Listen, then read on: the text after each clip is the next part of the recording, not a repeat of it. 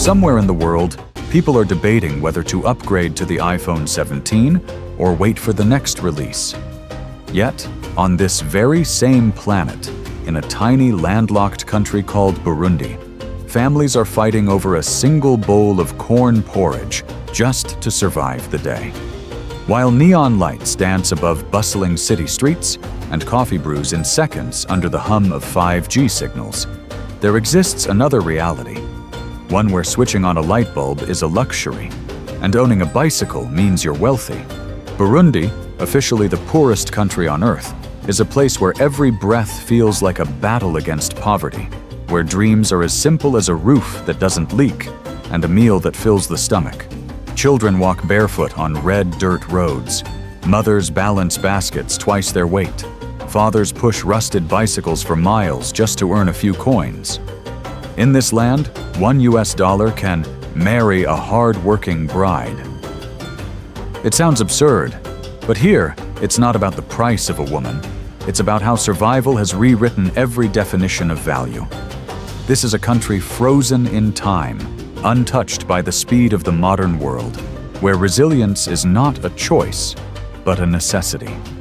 Today, fascinating discoveries takes you deep inside this forgotten corner of the earth, into the heart of Burundi, where 13 million people struggle to live with dignity amid unimaginable scarcity.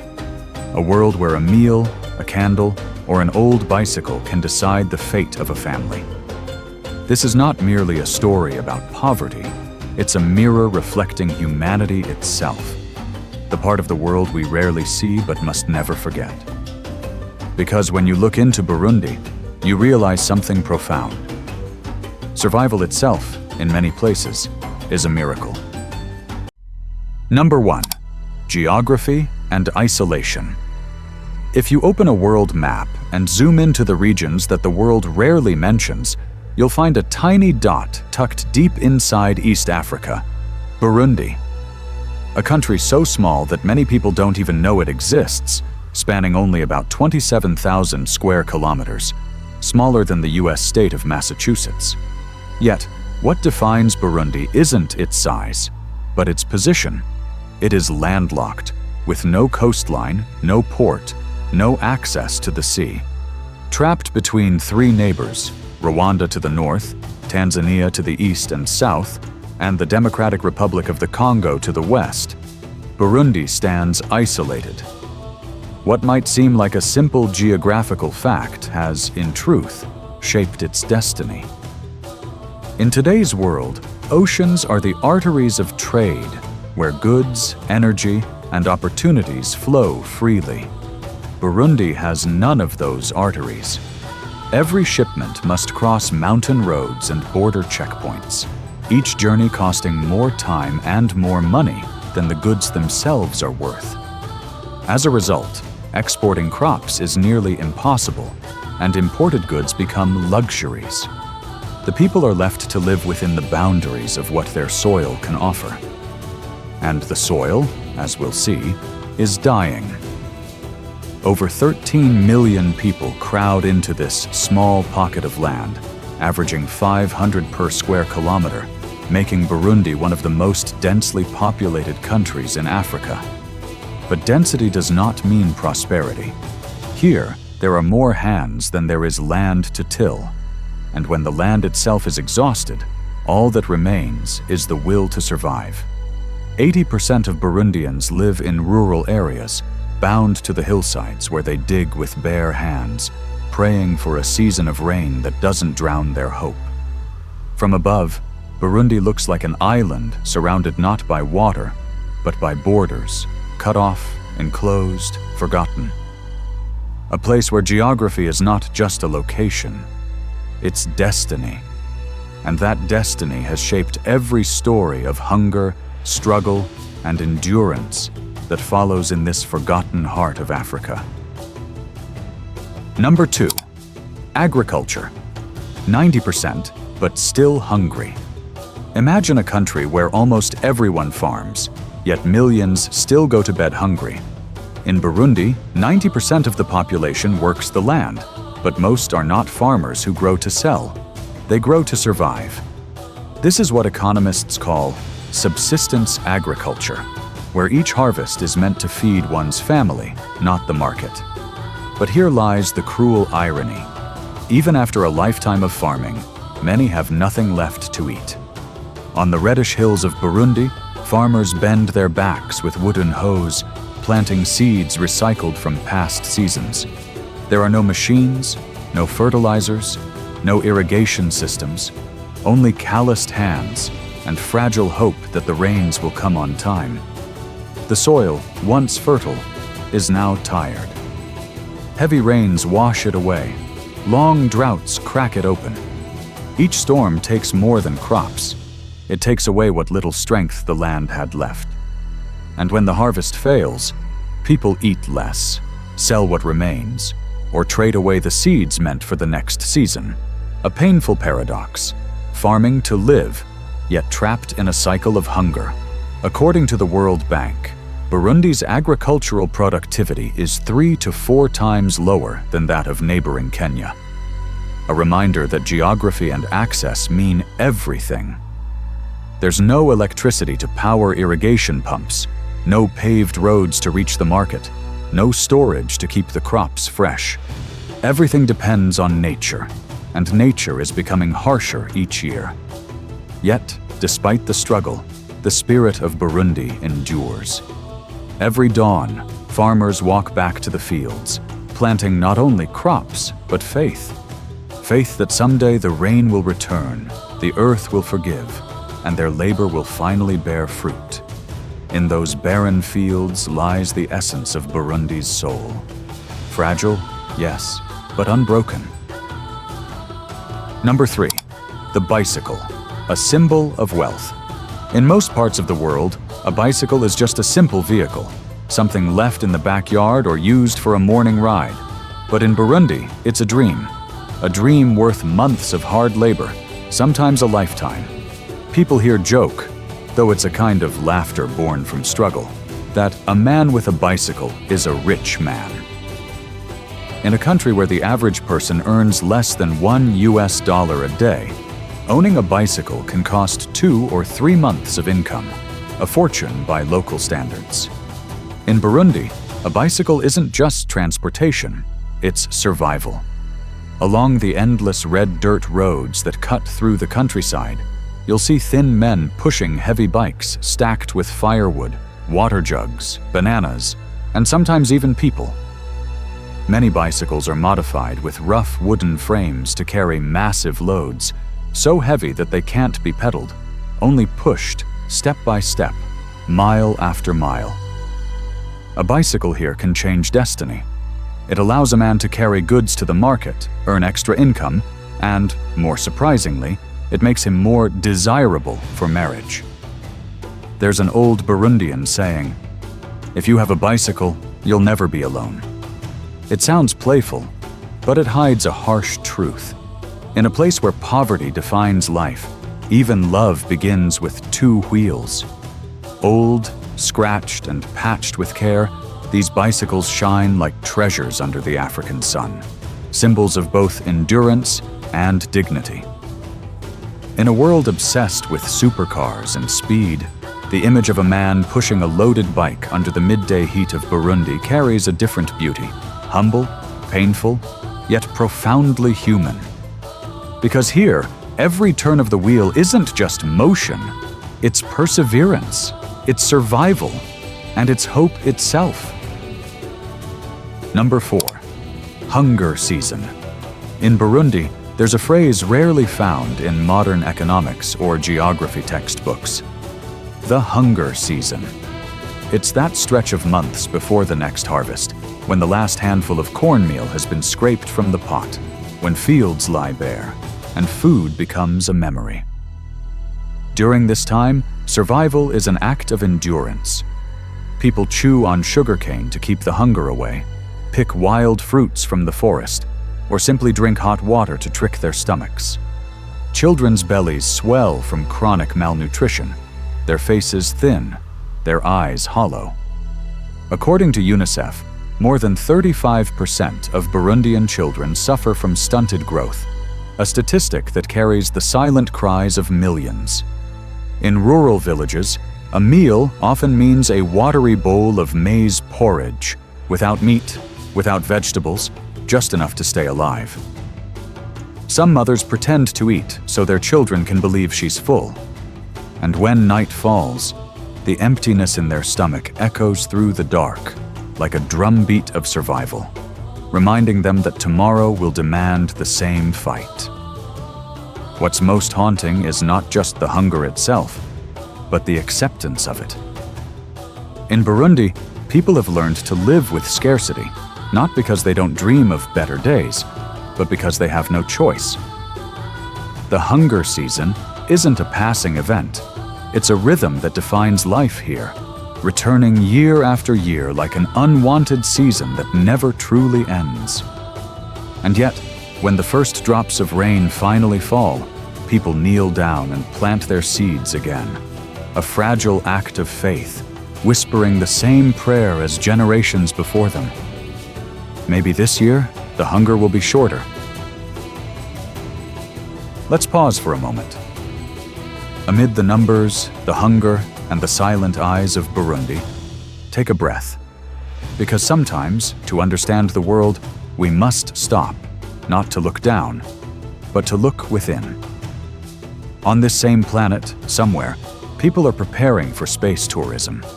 Meanwhile, children in Burundi study under the flicker of kerosene lamps. Across the line of luxury, there are still those who walk miles for a bucket of water. We share the same sky, yet the distance between us is no longer measured in miles. It's measured in chance, in privilege, in the quiet injustice we've grown used to ignoring. According to the World Bank, over 87% of Burundians live on less than $1.90 a day. But these are not just numbers. They are pulses, stories, and lives beating quietly within a system they never chose. Burundi, in its truest sense, is not merely a poor country, it's a mirror. A dark mirror reflecting the shadow side of globalization, a world that's racing forward while leaving parts of itself behind. When we look into Burundi, we face deeper questions. Who are we, when part of humanity still lives in darkness? What have we built, when our technology reaches Mars, yet light has not reached these villages? And what will we leave behind, when progress continues to divide us instead of uniting us? Picture this: a silent night on the highlands of Burundi. Stars scattered across the sky, and below, small houses glowing faintly from wood fires. That fragile light, humble yet warm, reminds us that even in poverty, people still find ways to keep faith alive. Gratitude is not just a virtue, it's a responsibility, a duty for those who live in the light, to remember that somewhere, others are still standing in the dark. And perhaps, in the reflection of Burundi, we don't just see them, we see ourselves, and the part of our humanity we must never lose. Number 5. Fragile education and health care. In Burundi, life and death can be separated by a single pill, but that pill often doesn't exist. A child burns with fever, lying on a bamboo bed. His mother prays, his father walks 10 kilometers to find a doctor, only to be told, "We've run out of medicine." The storage shelves are empty, except for a few bottles of saline and rusting needles. Here, it's not disease that kills, it's the absence of everything needed to fight it. Malaria, HIV, tuberculosis, illnesses the world has learned to cure, still carry death sentences. In remote villages, hospitals are too far to reach, so people turn to the only power they know: prayer. They whisper to God because there's no one else to listen. And in those trembling prayers, you can hear the exhaustion of a nation that has learned to survive without help. But even in that darkness, there are flickers of light, small, fragile schools scattered across the hills. Inside, children sit on dirt floors, eyes bright with the hunger for knowledge.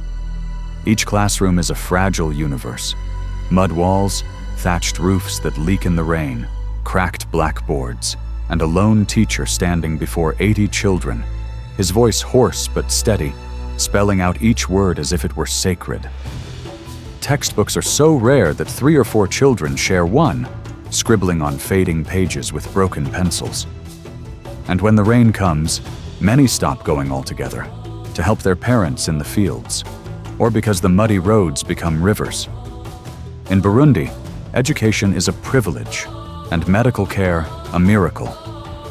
In a country where only 8% of the population has electricity, the light of learning still finds a way to shine, flickering through cracks in the walls, reflecting off the faces of children who refuse to give up. Amid this harsh reality, there's something profoundly human, a quiet defiance, a refusal to surrender. Parents still teach their children to hope, even when hope seems pointless. They still pray, even when miracles rarely come. Because perhaps faith, fragile as it is the last thing no poverty can take away. And that, perhaps, is the most tragic beauty of all. A people who keep believing, even when belief itself is all they have left. Number 6. Survival economy. Life beyond work. In Burundi, the word work means something entirely different. Here, there are no contracts, no insurance, no salaries. Instead, there are people doing whatever it takes to survive another day. At dawn, when the sun is still hiding behind the hills, silhouettes appear along the dusty red roads. Men carrying bundles of firewood, women walking miles to the market with baskets of vegetables, children pushing small carts selling bananas, peanuts, or polishing shoes by the roadside. Every act, no matter how small, feeds into what can only be described as a survival economy. Here, no one waits for opportunity. They create it. A man may walk 10 kilometers just to carry a few bags for a merchant. A woman may spend the entire day by a charcoal stove, baking small loaves of bread to sell for pennies. The average income? Less than $1 a day. Yet each coin earned carries the weight of sweat, resilience, and pride, the quiet dignity of people who still feed themselves through their own effort. Children here grow up faster than their age. They study when they can, help their mothers sell, or take care of younger siblings so their parents can work the fields. Life leaves no room for weakness. Burundi's economy isn't measured in GDP or stock exchange numbers. It's measured by how many full meals a family can manage each week. Amid the muddy markets and crowded alleys, people still laugh, bargain, and cling to every small chance to live. This isn't just poverty, it's a lesson in human endurance. In a world where many fight to have more, they fight simply to have enough. And perhaps in these humble streets, we glimpse the purest form of strength, the kind that keeps moving, keeps working, and keeps believing that tomorrow is worth fighting for. Number 7. Tourist encounters. Expensive and strange. If you ever visit Burundi, the first thing you might feel isn't a smile, it's the stare. A stare filled with curiosity, surprise, and sometimes silent pleading. Here, foreigners are rare, almost mythical. And when a new face appears, the whole town seems to pause and watch. A short taxi ride of 2 kilometers might suddenly cost 10 times more. Not out of malice, but because opportunities like that are scarce. Along the narrow streets of Bujumbura or Gitega, children often follow tourists, not to play, but to ask for a few coins. Some tap gently on the car window, offering a tired smile and an open palm. It's not aggression, it's desperation.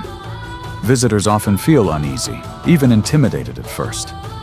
But if you look closer, you'll realize there's no threat in their eyes, only fatigue and the longing to survive another day. Burundi is a paradox, a place of deep poverty and strange warmth. People may beg you for a coin, but they might also invite you into their home to share the only meal they have that day. Poverty hasn't taken away their kindness. It has only cornered their pride, forcing them to choose between dignity and hunger. One traveler recalled that when he handed money to a man on the street, within seconds, dozens gathered around, not angry, not violent, just quietly waiting. That moment felt like a metaphor for the entire country. Millions circling a single, shrinking chance to live. What feels like discomfort for a tourist is, in truth, the tragedy of those who cannot leave. Burundi isn't dangerous, it's just brutally honest. And sometimes, honesty is what unsettles us most.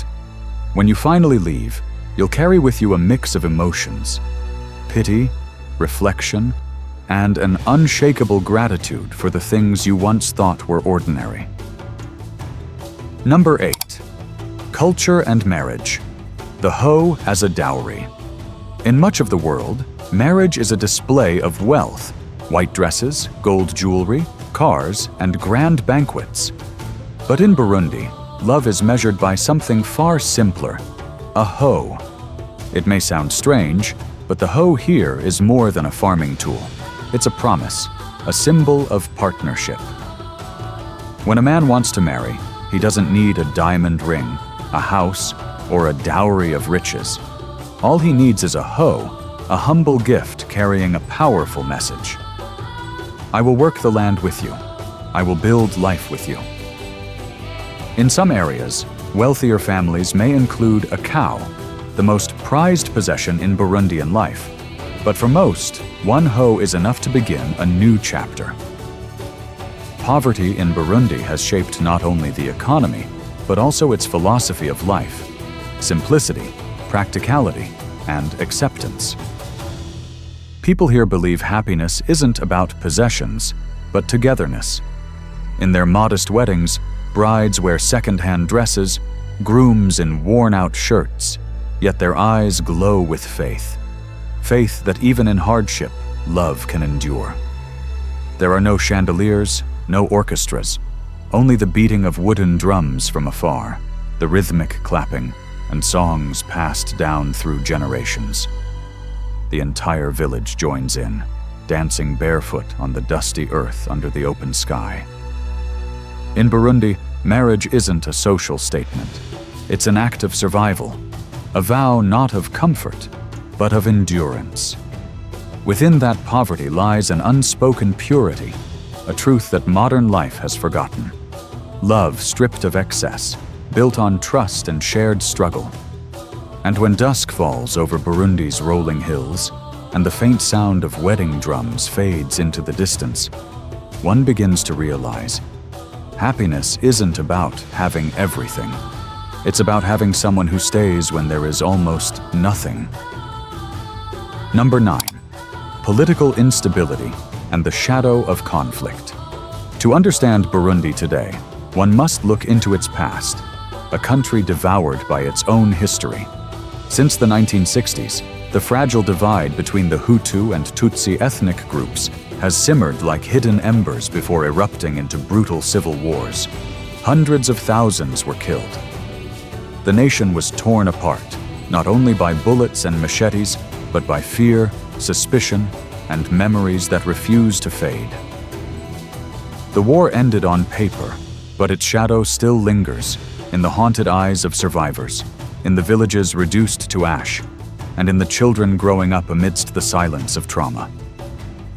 Today, Burundi faces a different kind of war, quieter yet equally devastating. A war within itself.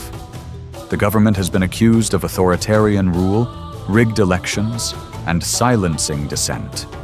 Journalists are censored, critics vanish, and power remains tightly clenched in the same hands. Corruption seeps through every level of society, from the grand halls of politics to the smallest bureaucratic desks. Billions in foreign aid have poured into Burundi, yet little has reached its people. Roads remain broken, hospitals barren, classrooms empty, and the citizens, they've learned not to expect much anymore. Trust, the most precious currency of any nation, has been drained to its last drop. When a society no longer believes in its leaders or in its own future, development becomes just another word, hollow and unreachable. Burundi is like a wounded body. It stands, it breathes, but beneath the skin are fractures that never healed. Perhaps that is the country's deepest tragedy. Not poverty, but paralysis of the spirit. A nation that survives, but no longer believes survival can ever lead to change. As night falls over the hills of Burundi, the faint glow from clay huts flickers like scattered stars across the dark. This journey was never just about the poorest nation on earth. It was a journey into the soul of humanity itself. We've seen mothers cooking from a handful of cornmeal, children pedaling miles to school, and couples getting married not with gold or diamonds, but with a simple hoe, a promise to build life together. Burundi, a place where poverty hasn't destroyed dignity, but has somehow purified it, stands as both a tragedy and a testament to the resilience of the human heart. This is more than a story of deprivation. It's a mirror reflecting our modern world, where one side of the planet dreams of Mars, while the other still lives in darkness. Between these extremes lies a haunting question. Can we still call ourselves human, while places like Burundi remain forgotten? Burundi teaches us that happiness isn't born from wealth, but from the simple acts of love, endurance, and gratitude. Perhaps that's the greatest lesson of all, that people can lose everything, yet as long as they have hope, they remain rich in spirit. When you leave Burundi behind, its echoes follow you, in the quiet smiles, in the eyes that shine even when surrounded by shadows. And maybe that's what this world needs most, to see, to listen, and to remember. If you wish to keep uncovering the unseen stories of our planet, the hidden truths, the forgotten corners, the voices that remind us who we are, then subscribe and join Fascinating Discoveries. Because this journey doesn't end in Burundi, it's only just beginning.